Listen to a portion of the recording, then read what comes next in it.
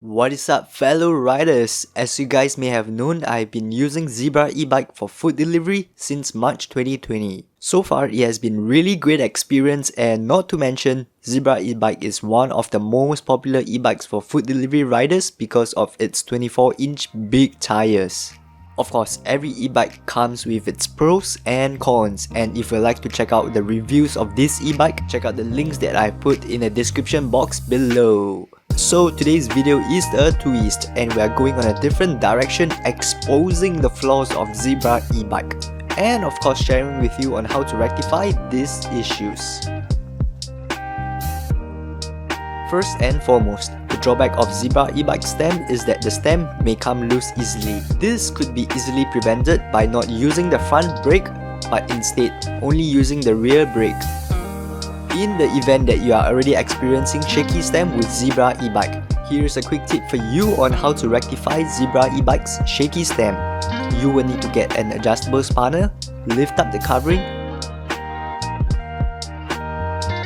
and tighten the screws. Personally, I'm not a fan of exposed wirings. I'm thankful that the manufacturer of Zebra Ebike have used additional protection to cover most of the wirings. However, there's two parts that is still exposed: the charging point as well as the connector from the battery to the controller. To be honest with you, I have rode Zebra Ebike under the rain multiple times without any protection, and I have not experienced any issue with it. However, in the long run, it would cause corrosion to the wiring, and let me show you an example. To rectify these two issues, you could use a tape to cover the charging point to prevent water damage. And in regards to the exposed connector, there are two ways to do it. One of them is that you could use a spiral cable protector, although it's not 100% covered and would only work under light rain or small puddles. Or the other way would be using a towel to wrap the entire exposed area.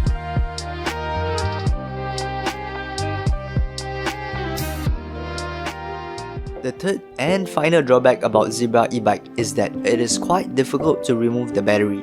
You would have to lie the e-bike down flat, then you are able to remove the battery.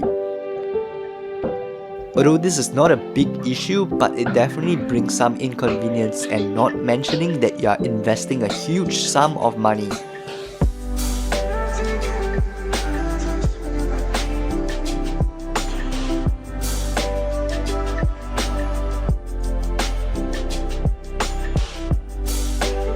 That's it from me on the drawbacks of Zebra Ebike.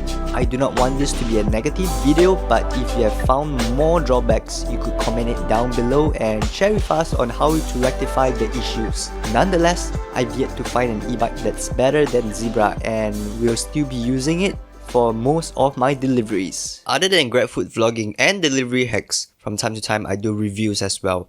Why don't you share with me on something that you'd like me to review next, and you should watch the other vehicles that I've reviewed on the top right, or check out one of my most updated playlists that I've selected for you. Fellow riders, see you on the streets!